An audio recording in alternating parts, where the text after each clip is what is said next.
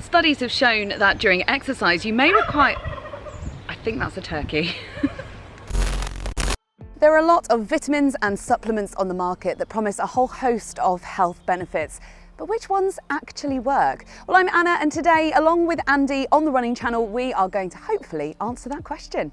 And if you're new to the Running Channel, please do hit the subscribe button to support us in what we're trying to do, and tap the bell icon to be notified when we upload new videos all about running. Now, it is important to note that it is better if you can get your vitamins and minerals from real food. But we understand that with the realities of everyday life, that's not always possible. And sometimes you do need a boost, as deficiencies in certain areas can have an impact on your health and also your running performance. We've linked to all the research that we're going to discuss in the description, but we don't claim to be medical experts. So if you are thinking about taking a supplement or wondering how much to take, then please do consult your doctor or another medical professional.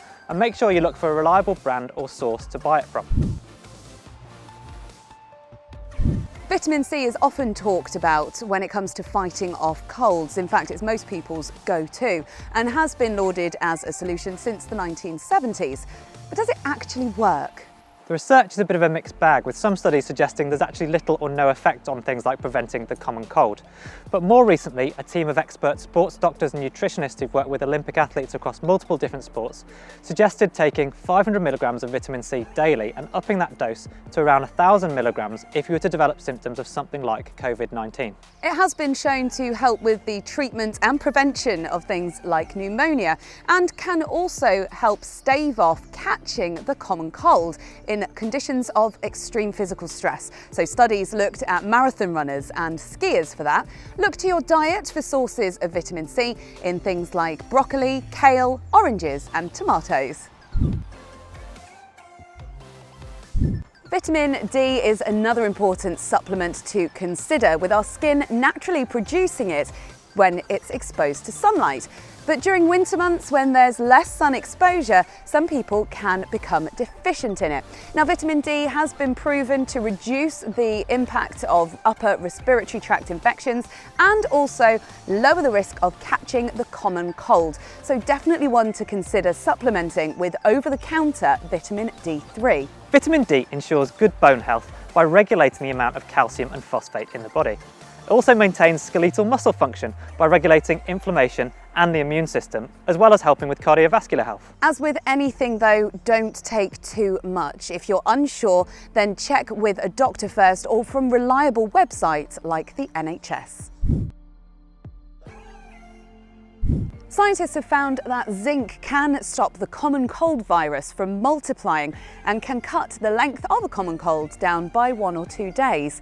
It has anti-inflammatory properties which can help reduce inflammation and can affect your body's immune response. The same group of sports medicine experts recommended taking zinc lozenges during periods of illness like cold or flu. And for year-long access to zinc, look to your diet for things like meat, fish, chickpeas, baked beans and muesli, and many other different sources. Probiotics can be useful in reducing the likelihood of getting respiratory tract infections, as well as how long the symptoms will last and how badly you'll be affected. Gastrointestinal health is important for regulating the adaptation to physical activity and exercise. Research from the University College London has shown that probiotics in the form of a liquid actually survive the stomach much better than in the form of capsules. Studies suggest that probiotics supplementation is best started around 2 weeks out from the start of a major training cycle or competition. And research has also shown that probiotics are useful in helping to boost the immune system ahead of any international travel. Omega-3 is a compound found in fish, some oils, green leafy vegetables, as well as in nuts. In 2018, research showed that omega-3 supplementation could have a positive impact on endurance performance.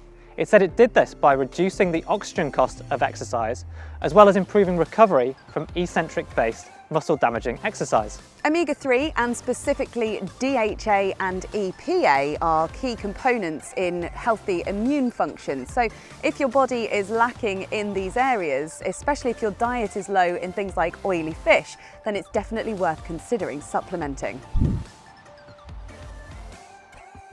Studies have shown that during exercise, your body might need between 10 and 20% more magnesium than when you're at rest, depending on the activity.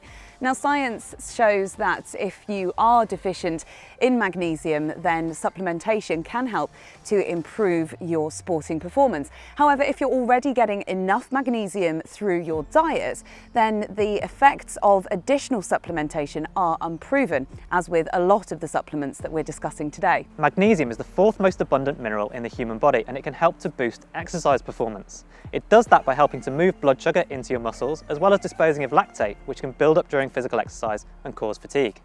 You can find magnesium in foods like green leafy vegetables such as spinach, as well as in seeds, nuts and whole grains. Green supplements covers a whole variety of products, but broadly what we're talking about here are the powdered greens that aim to top up a diet that might otherwise be lacking in certain greens and so-called superfoods. Common ingredients include chlorophyll-containing chlorella, selenium, which has been linked to cognitive, immune and cardiovascular function, and spirulina algae, which is purported to be one of the most nutrient-dense foods on the planet. Do your research though, as there are a lot of products out there and you want to make sure that you're getting them from a reputable supplier and they don't contain any unnecessary filler ingredients. As we mentioned in our previous video about legal performance enhancers, there is a whole raft of scientific studies that show that caffeine is a really good performance enhancer, especially for endurance athletes, being able to boost performance by, on average, a couple of %. Research suggests consuming around 3 milligrams of caffeine per kilogram of body weight. But do be careful with how much you have, because basically caffeine is a stimulant, so it can negatively impact your health or have bad side effects. Particularly, it can impact on your sleep, which we know we need to maintain good health in general. And it can have an even bigger effect if you're not a regular coffee drinker.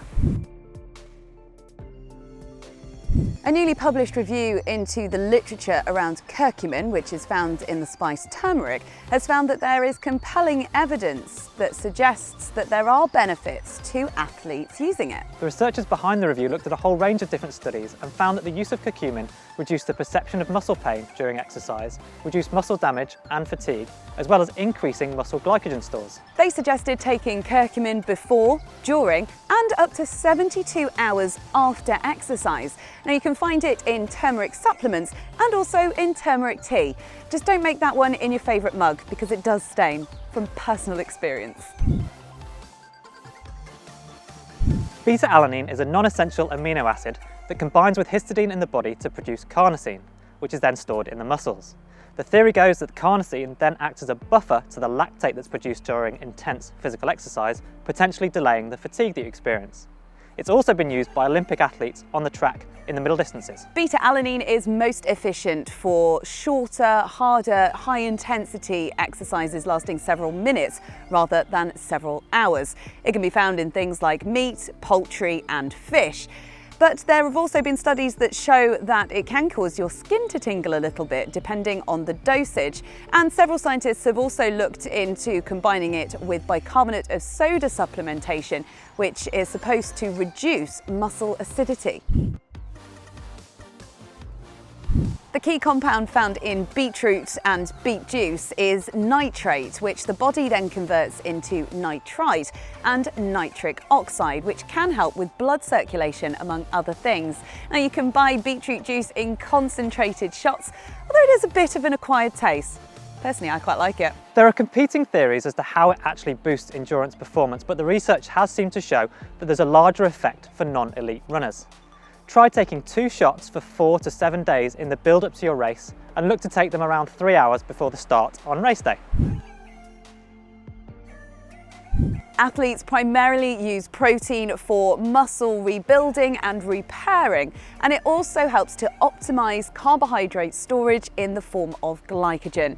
Now this one isn't just for the bodybuilders and weightlifters out there. Us runners can benefit from extra protein too, because any form of intense or lengthy exercise results in muscle breakdown and adaptation, and that protein can help with that repair. Aim to consume protein from a healthy meal such as poached eggs as soon as you can after intense or long duration exercise. If that's not possible, think about taking a protein bar or a protein shake that contains around 20 grams of protein within the first 30 minutes once you've finished that training. This doesn't need to be after every run though. Leave it to your longer or more intense exercise sessions rather than having to hit the protein after your steady runs. Hopefully this has been a useful look at the supplements that are out there and what they do. Now, it is of course beneficial to us to get the right kinds of nutrients through a healthy and balanced diet. But if there is some evidence to suggest that you're deficient in some areas, then perhaps supplementation is for you. Just to note though, we're not medical experts, so if you are thinking about trying anything in more detail, then make sure you do speak to a medical professional first. Got any questions? Or have we missed anything out that you swear by? Let us know in the comments below. And if you've enjoyed this video, hit the like button and please click subscribe, and we'll see you next time on the Running Channel.